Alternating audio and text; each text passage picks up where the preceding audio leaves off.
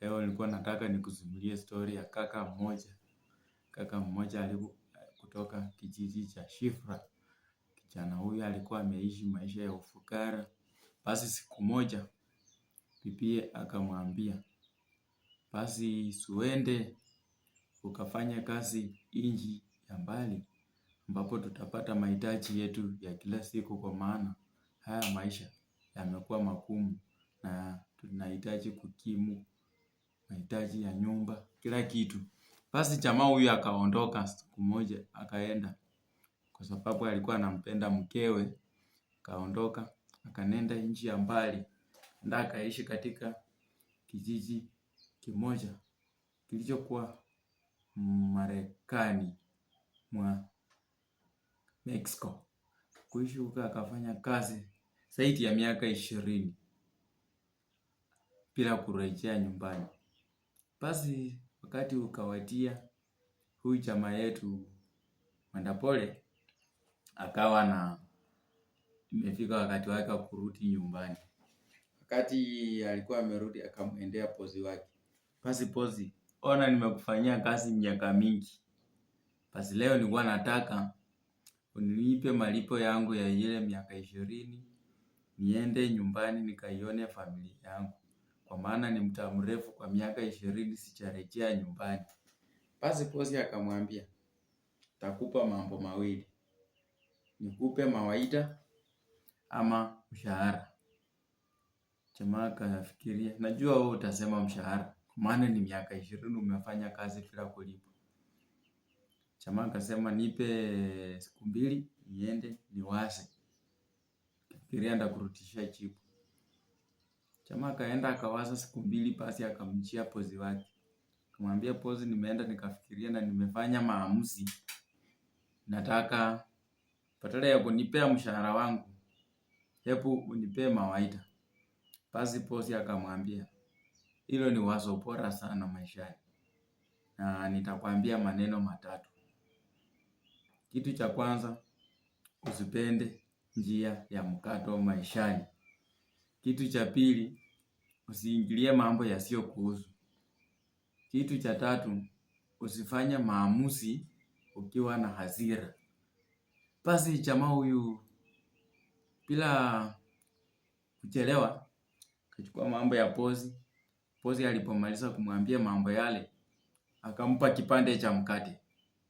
Kwa sababu safari ilikuwa ni ndefu, jamaa hakuwa na chochote cha kukula. Kafunga safari yake, katokea Mexico, kaelekea kwao Shifra. Katembea. Kafika mahali, kutana na jamaa mmoja. Kasema, wewe unaenda wapi? Jamaa akamwambia, mimi naenda Shifra na sijui tunaweza funga safari wote tukapitie njia hii. Kuna njia inapita kwa huu msitu ambayo inafika huko haraka kuliko hii njia ndefu ambayo kitia. Sasa jamaa akajaribu kumfuata kidogo, lakini akakumbuka wazo ambalo bosi yake alikuwa amempea, kwamba usipende njia za mkato maishani. Basi jamaa akakataa kufuata jamaa yule. Saa punde si punde kasikia nduru. Kafikiria, ni nini inafanyika huku nyuma msitu? Si jamaa akaingia sasa, akafikiria kuja hivi, anafikiria ni nini imefanyika tena. Jamaa akaingia pale, kwa kurudi nyuma akaona hawa wana vitengo vya amani wanapita na jamaa kwa ndorofa. Jamaa ameuliwa na simba kwa ule msitu. Sasa jamaa akaponea mara ya kwanza. Angefuata jamaa yule, angeuliwa kwa huo msitu. Sasa akaendelea na safari, akaendelea. Basi giza likaingia. Akapata mahali kwa veranda ya mtu pale mbele kwa vituka vikandini. Akakaa pale. Kukaa hapo katika hivyo fikia usiku wa manane, akasikia nduru nyuma penye alikuwa amelala. Ni kama kulikuwa na pipi na bwana, mke na bwanake wanapigana huko nyuma. Sasa jamaa karibu aelekee huko, lakini akakumbuka wazo la pili la bosi yake. Bosi alikuwa amemwambia usiingilia mambo yasiyokuhusu. Sasa jamaa karudi tu pale akalala, wale wakapigana huko nyuma akanyamaza pia wakalala. Siku kulipokucha akasikia hao, mtu akamwambia kwani watu walikuwa wanapigana tu huko nyuma lakini hawakwenda. Jamaa akamwambia mimi bosi yangu alikuwa ameniambia usiingilia mambo yasiyokuhusu. Na wewe jamaa akamwambia hao wanafanya tu hivyo. Wanajifanya kupigana lakini ukienda huko wanakuibia kila kitu, unabaki bure. Sasa si jamaa kaponea mara ya pili. Kaponea kuibiwa, akaponea na akaendelea na safari yake kuelekea kwao Shifra. Sasa jamaa akatembea mwendo mrefu. Tembea akafika nyumbani kwake, hata ya kutembea maili zaidi ya 800. Amechoka. Fika kwa nyumba yake akasikia mwanamume anaongea kwa hiyo nyumba. Kakasirika, alikuwa amebeba tu kile kipande cha mkate ya chakula hata kidogo. Sasa kuingia hapo hivyo, na hasira zake akatupa hapo kwa karibu achukue panga aue huyo jamaa mwenye alipata kwa hiyo nyumba. Hiyo mkate hapo akakumbuka bosi alimwambia usifanye maamuzi ukiwa na hasira. Kaondoka na akaenda mahali, hasira ikaisha.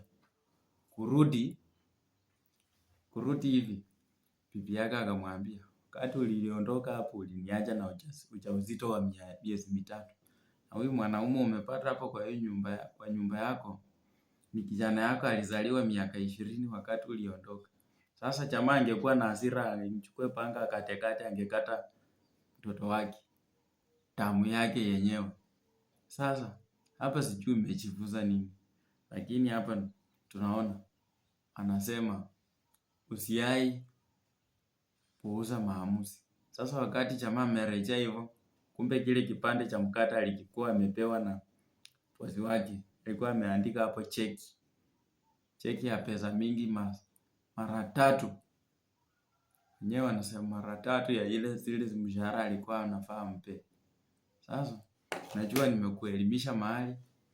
Ingia sa YouTube, subscribe Tajiri Muluya TV, TikTok ni follow Tajiri Muluya, Facebook ni follow Tajiri Muluya. Na kama umepambika, ingia kwa comment section tusemezane pale. Niko tayari kukujibu. Asanteni sana, mbarikiwe.